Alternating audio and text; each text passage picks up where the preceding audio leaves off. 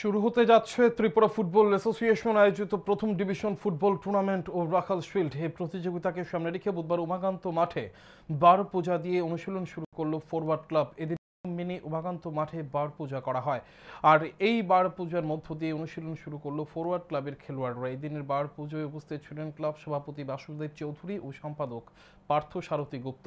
তারা জানান, রাজ্যের পাশাপাশি বহিরাজ্যের খেলোয়াড়দের নিয়ে এইবার শক্তিশালী দল গঠন করা হয়েছে। একাধিক বহিরাজ্যের খেলোয়াড় এবার দলে রয়েছে। দলের কোচ হিসেবে রয়েছেন এভিন রোচ।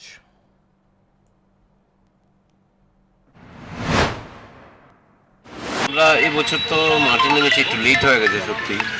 তারপরও চেষ্টা করছি একটু ভালো খেলা করার জন্য। প্লেয়ার আমরা সারা ইন্ডিয়া থেকে বাছাই করে নিয়েছি, তো এখন লোকাল প্লেয়ার নিয়ে আমাদের দল মোটামুটি ভালো হয়েছে ফাইট করার মতো, এবং ভালো খেলা উপহার দেবো এবার।